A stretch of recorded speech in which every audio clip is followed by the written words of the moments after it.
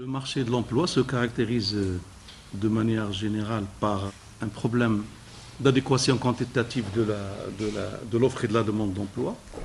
Ce problème est lié à la croissance économique, aux investissements.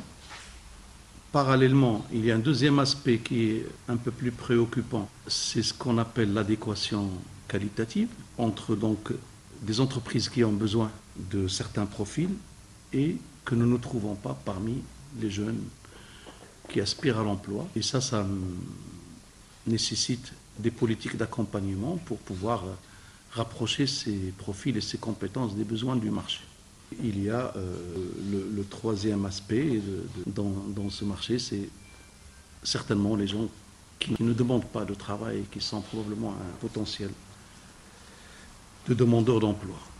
Alors aujourd'hui, nous avons réussi, sur la base des efforts qui ont été faits sur les 10 dernières années, à réduire le taux de chômage de plus de 3 points.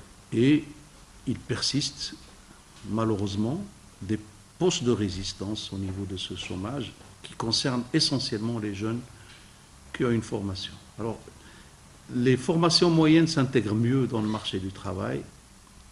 Ceux qui n'ont pas de formation ont des difficultés à s'intégrer, mais ceux qui ont plus de problèmes à s'intégrer, paradoxalement, c'est un certain nombre de diplômés d'un niveau, mais qui ont des diplômes et des formations qui ne sont pas demandés par le marché. Alors pour cela, il faut des politiques volontaristes pour pouvoir les remettre dans le circuit de l'employabilité. Donc un certain nombre de mesures ont été prises par les gouvernements précédents, notamment pour leur intégration de ces jeunes, de leur donner une formation d'accompagnement. Et vraisemblablement, aujourd'hui, il va falloir faire plus pour que nous puissions, avec les entreprises, permettre à un certain nombre de jeunes d'avoir d'une part une formation et de pouvoir accéder à un autre type de formation au sein même de l'entreprise. Il va falloir le faire en accord avec le secteur privé, essentiellement, les entreprises. Et il faudra le faire probablement avec un accompagnement et une aide de l'État.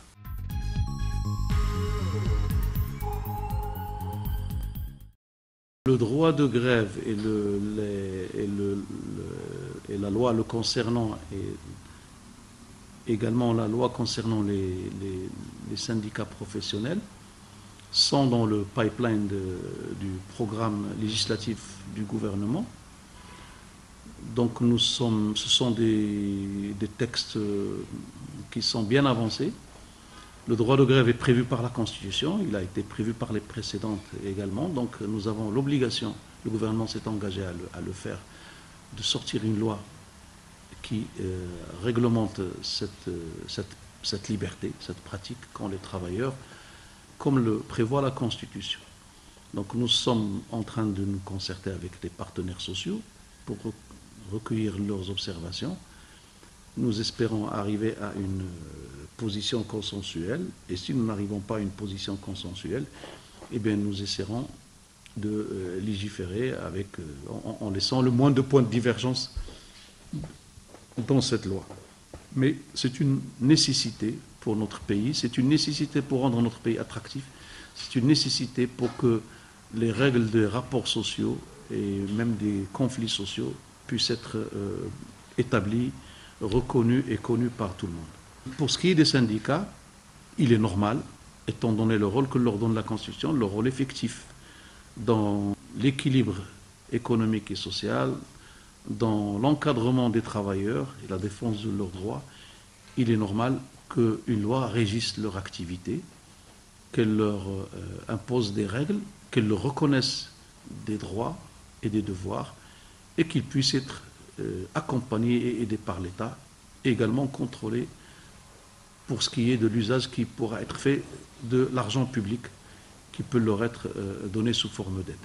La loi est prête et nous allons la remettre dans le circuit pour qu'elle soit adoptée, bien sûr en procédant aux consultations avec les syndicats des travailleurs.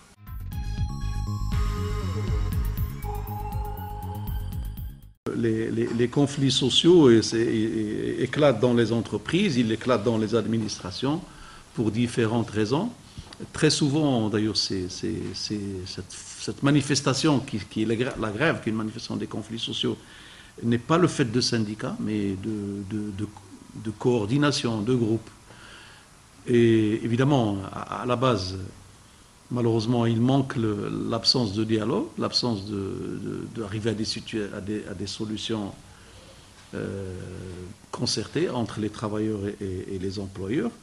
Nous voulons, au niveau de ce ministère, au niveau des choix que nous faisons, arriver à ce que nous ayons un pays où le champ social soit régi, pas seulement par la loi, mais par d'autres mécanismes de rapprochement des points de vue, comme la médiation. Et je suis heureux que la CGM et un certain nombre de syndicats représentatifs aient signé des conventions de médiation, qu'il puisse y avoir des arbitrages aussi, et qu'il puisse y avoir des conventions collectives, donc des textes qui régissent les rapports à l'intérieur d'une même profession entre tous les travailleurs et les employeurs et qui met en place éventuellement des mécanismes de concertation pour résoudre les problèmes. Et notre souhait, c'est que nous allions dans cette voie pour que les grèves qui sont un droit constitutionnel soient un dernier recours.